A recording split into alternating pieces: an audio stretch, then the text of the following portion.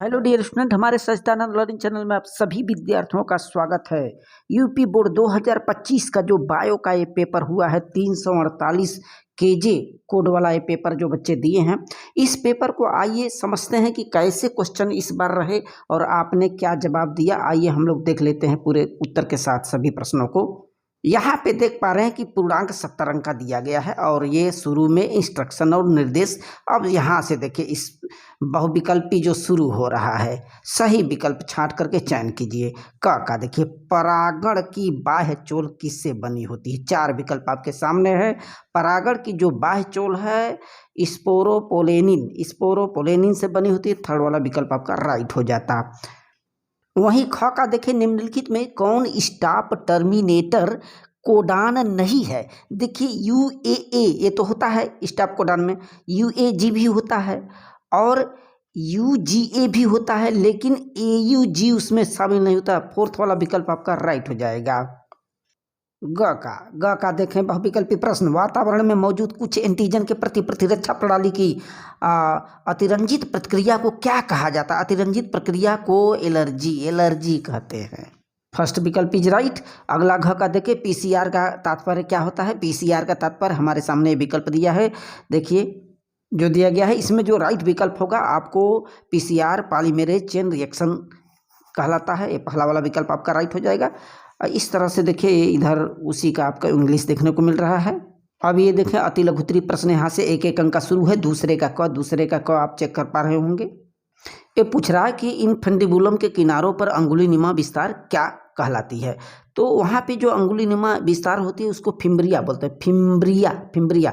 ख का देखिए, उस फूल का नाम बताइए जो अपूर्ण प्रभाविता दिखाता है। अपूर्ण प्रभाविता दिखाने वाले कई ठो पुष्प हैं, जैसे गुलबांस है, स्नैपड्रैगन है, इसका नाम ये पूछ रहा था।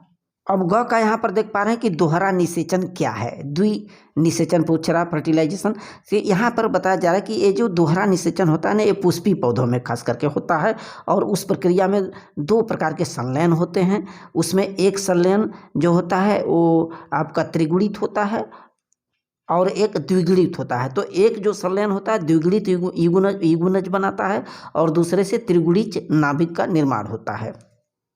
अब घ का आप देख पा रहे हैं कि यदि DNA की एक स्ट्रैंड यानी कि रज्जुक का अनुक्रम निम्नलिखित है। अनुक्रम यहाँ पर 5 ATGC माने एडेनिन थाइमिन से और ग्वानिन का साइटोसिन से, adenine thymine guanine cytosine adenine thymine, इस तरह से 5 से 3 तक ये जुड़ा गया है। हम लोग जानते हैं कि एडेनिन जो जुड़ा होता है वो थाइमिन क्षारक से जुड़ा होता है और ग्वानिन जो है साइटोसिन से। ग्वानिन साइटोसिन के बीच ट्रिपल बॉन्ड होता है, एडेनिन थाइमिन के बीच डबल बॉन्ड होता है। तो यहाँ पे इसी चीज़ को उल्टा करके पूछा जा रहा है कि 3-5 दिशा में ये जो पूरक स्ट्रैंड है उसका अनुक्रम क्या होगा?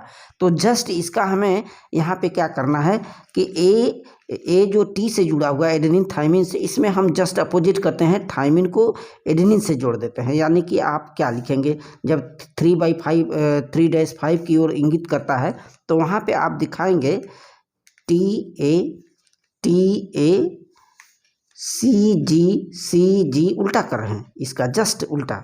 फिर इस लाइन में आएंगे तो यहाँ भी आप लिखेंगे TACG, फिर यहाँ आएंगे तो यहाँ भी लिखेंगे TACG। फिर इस तरह से देखिए बढ़ना है हमें, TACG यहाँ तक हमें दिखा देना, यही चीज़ हमें पूछ रहा है। अब अंगा का क्वेश्चन पूछ रहा है, इलिसा ELISA से क्या तात्पर्य है? देखिए इलिसा जो है एड्स का एक टेस्ट होता है, जो एक्वायर्ड इम्यूनो सिंड्रोम एड्स होता है, जिसमें कि हमारे शरीर की जो प्रतिरोधी पावर होती है, प्रतिरक्षा प्रणाली, वो डैमेज हो जाती है और तमाम बीमारियां ग्रसित हो जाती है हमारे शरीर में और अंत में डेथ की तरफ जाते हैं। तो इलिसा क्या है? एक जो है ना एड्स का टेस्ट है, जिसका फुल फॉर्म क्या होता है? एंजाइम लिंक्ड इम्यूनोसोर्बेंट एसे इसको बोलते हैं। अब देखिए प्रश्न संख्या यहाँ पे जो है तीसरे का क, DNA और RNA के बीच अंतर पूछ रहा है। DNA और RNA, हम लोग जानते हैं कि DNA में डीऑक्सी राइबोज न्यूक्लिक एसिड होती है, जबकि RNA में राइबोज न्यूक्लिक एसिड होती है। DNA में 4 क्षारक होते हैं, कौन कौन? एडेनिन थाइमिन साइटोसिन और ग्वानिन। और RNA में भी 4 क्षारक होते हैं, एडेनिन ग्वानिन, साइटोसिन और यूरेसिल। थाइमिन नहीं होता, उसमें यूरेसिल होता है। और डीएनए एक जटिल संरचना होती है, आरएनए भी एक जटिल संरचना होती है। डीएनए आनुवंशिक सूचना का भंडार होता है, जबकि आरएनए आनुवंशिक कोड का संचरण करता है। तो ये इस प्रकार के डिफरेंस हमें बताना है। अब प्रश्न संख्या तीसरे का ख देखिए, जनसंख्या और समुदाय को परिभाषित करना। जनसंख्या क्या होती है? हम लोग जानते हैं कि जहाँ पे जनसंख्या माने वह स्थान है जनसंख्या जहाँ पे एक ही प्रजाति के लोग या जातियाँ या जीव रहते हैं, एक प्रजाति के जीव की बात करता है। जबकि समुदाय की बात करेंगे तो समुदाय का मतलब होता है कि ऐसा जगह जहाँ पे तमाम अलग अलग प्रकार की प्रजातियाँ या लोग या जीव एक समूह में रहते हैं, उसको क्या बोलते हैं? समुदाय कहा जाता है। अगला क्वेश्चन देखिए, लैक्टिक एसिड बैक्टीरिया के दो उपयोगी कार्य बताइए। लैक्टिक एसिड बैक्टीरिया, हम लोग जानते हैं कि कुछ बैक्टीरिया लाभदायक होते हैं, कुछ बैक्टीरिया हानिकारक होते हैं। तो इसमें जो लैक्टिक एसिड बैक्टीरिया होते हैं ये क्या करते हैं? किण्वन का काम करते हैं, किण्वित खाद्य पदार्थों का उत्पादन करते हैं। जैसे हम लोग गन्ने की शर्करा बनाते हैं किण्वनीकरण करके। और दूसरा, इस प्रकार के बैक्टीरिया एक स्टार्टर कल्चर के रूप में भी उत्पादित किए जाते हैं और मानव के आंतों में जो है ये संक्रमण को जो है कम करते हैं, नियंत्रण करते हैं। और जो लैक्टोस होता है, लैक्टोस के पाचन में भी भूमिका निभाते हैं, कैंसर पर भी नियंत्रण करते हैं। सब तमाम इनके उपयोगी कार्य हैं। आगे क्वेश्चन पूछ रहा है कि डीएनए की द्विकुंडली मॉडल का स्ट्रक्चर बनाने के लिए पूछ रहा था 2 नंबर का, जिसको कि आप अच्छे से पढ़ लिए होंगे। अगला क्वेश्चन देखिए कि मेटास्टेसिस से आप क्या समझते हैं? मेटास्टेसिस पूछ रहा है। तो देखिए, मेटास्टेसिस क्या होता है? जब कैंसर की जो कोशिकाएं होती है, मानव शरीर में कैंसर की कोशिकाएं किसी एक स्थान से दूसरे स्थान तक छिपने लगती हैं या तो किसी दूसरे हिस्से में जाने लगती हैं, एक हिस्से से छोड़ करके, तो इस स्थिति को क्या बोलते हैं? मेटास्टेसिस कहते हैं। यहाँ पर देखिए, लघुत्तरीय प्रश्न का सेकंड पोर्शन यहाँ पर दिया है। चौथा का नामांकन चित्र की सहायता से मानव शुक्राणु का स्ट्रक्चर पूछ रहा है, 3 मार्क का है, जिसको कि आप बनाएंगे। और ख का पूछ रहा है कि क्लाइनफेल्टर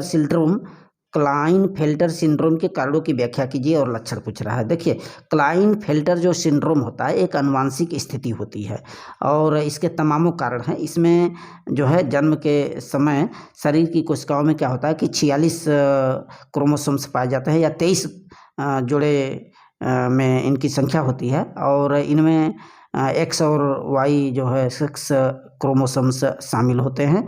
और हम लोग जानते हैं कि जो पुरुष होते हैं उनमें एक एक्स और दूसरा वाई गुणसूत्र पाया जाता है। इसके बारे में आप डिटेल में चेक करेंगे। ये सभी 3 मार्क के एग्जाम में आए हुए हैं। अगला क्वेश्चन देखिए, यहाँ पे पूछा जा रहा है कि जेनेटिक इंजीनियरिंग में प्रयोग होने वाले महत्वपूर्ण एंजाइमों का नाम पूछा जा रहा था।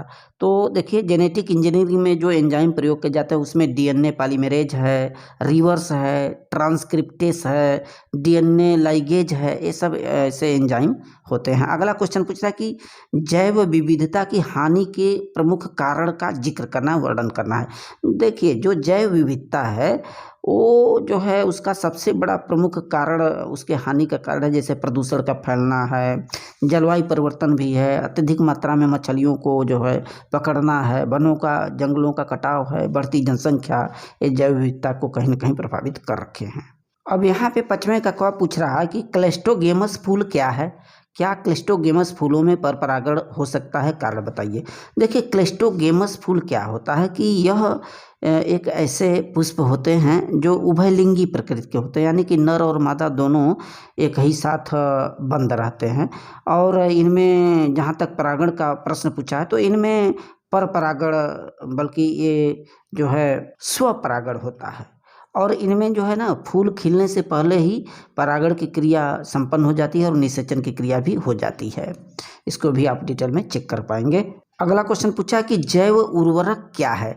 देखिए, जैव उर्वरक की बात कर रहा है तो जीवित सूक्ष्म जो जीव होते हैं, जीवित सूक्ष्म जीवों की बात कर रहा है। जीवित सूक्ष्म जीवों से बने हुए पदार्थ जो होते हैं जैव उर्वरक कहलाते हैं, जो मिट्टी की क्षमता को, उसकी ताकत को, उर्वरता को क्या करते हैं, बढ़ा देते हैं। आगे पूछा कि किसानों को खेतों में कोई चीज़ बोने से पहले किस जीवाणु को खेती करने की सलाह दिया जाता है, तो उसमें एक जीवाणु आता है राइजोबियम कल्चर। राइजोबियम कल्चर का इस्तेमाल करने को सलाह दिया जाता है, ताकि ये क्या करते हैं, जो बैक्टीरिया होते हैं ना राइजोबियम, ये वायुमंडल के नाइट्रोजन वाले गैसों को सीधे अपनी तरफ खींचते हैं और धरती में संचित करते हैं, जिससे कि नाइट्रोजन की मात्रा धरती में बढ़ती जाती है और हमारी फसलें अच्छी होती हैं।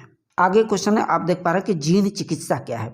देखिए, जीन चिकित्सा क्या होता है कि जो हमारे शरीर में कोशिकाएं होती हैं या ऊतक होते हैं, उसमें किसी जीन की प्रविष्टि कराई जाती है, एक जीन को छोड़ दिया जाता है, तो वह जीन वहाँ पे क्या करता है, किसी बीमारी को भगाता है, किसी बीमारी का चिकित्सा करता है, इलाज करता है।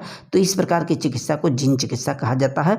इसमें क्या होता है, एडेनोसिन डिमिनेज जो एडीए होता है, वो क्या करता है कि संयुक्त रूप से जो प्रतिरक्षा होती है, संयुक्त प्रतिरक्षा, उसकी कमी दिखाई देती है वहाँ पे, और त्वचा की बीमारियां या निमोनिया जैसी बीमारियां बार बार व्यक्ति को ग्रसित करती हैं। अगला देखिए क्या क्वेश्चन आया हुआ है, इन निम्न में से किन्हीं दो को परिभाषित कीजिए। सहभोजिता पूछ रहा है। सहभोजिता का मतलब कि ऐसे जो दो अलग अलग प्रजातियां जिसमें एक साथ रहते हों, दो अलग अलग जो प्रजातियां होती है, जिसमें कि एक प्रजाति को तो लाभ होता है लेकिन दूसरे प्रजाति को न तो लाभ होता है न तो हानि, तो इसे हम लोग सहभोजिता कहते हैं। दूसरा पूछा लॉजिस्टिक विकास।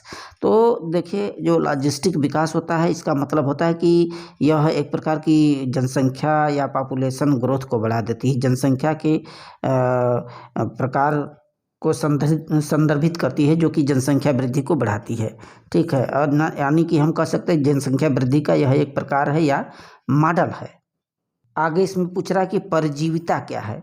तो इसमें क्या होता है कि एक जीव दूसरे जीव पर आश्रित रहता है। जैसे मानव के शरीर में, आंतों में जैसे एस्केरिस आ जाए तो उसको बोलते हैं परजीविता। या एक अमरबेल होता है, अमरबेल पौधा जो कि किसी पौधे पर आश्रित रहता है, परजीविता है। आगे प्रश्न देखिए, छठवां का मानव जीनोम परियोजना के महत्वपूर्ण उद्देश्यों के बारे में पूछ रहा था। आनुवांशिक रूप से संशोधित जीव में इंसुलिन का उत्पादन किस प्रकार से होता है, डिटेल में आपको देना है। अंजीर और ततैया के उदाहरण के साथ स्वपकारिता का वर्णन करना है। उपयुक्त रेखाचित्र से चर घातांकी वृद्धि के बारे में बताना था। वहीं विस्तृत उत्तरी की तरफ जाएंगे तो चित्रों के माध्यम से भ्रूणकोश के गठन का निर्माण पूछ रहा था, ऑप्शनल था। अथवा रेड डाटा बुक और परागण और विपुंसन के बारे में बताना था, जिसका आप अच्छे से स्टडी करके गए होंगे। फूलों में परागण के वर्तिकाग्र तथा तक स्थानांतरण एवं निषेचन पूर्ण होने तक की सारी घटनाओं का सचित्र वर्णन करना था। अथवा हर्षी चेस प्रयोग का नामांकन चित्र की सहायता से यहाँ पे जो है निष्कर्ष निकालना था। ये क्वेश्चन आए थे। और ये इधर देखिए आया है, बायोगैस क्या है और इसका उत्पादन किस प्रकार से होता है, और उसमें सूक्ष्म जीव का नाम बताना है। बहुत डिटेल वाले क्वेश्चन हैं जिनके बारे में आप अच्छे से पढ़ के गए होंगे। प्रतिरक्षा प्रक्रिया में लिम्फाइड अंगों की भूमिका पर टिप्पणी लिखना था और मानव शरीर में विभिन्न प्रकार के लिम्फाइड अंगों का वर्णन करना था। So thanks.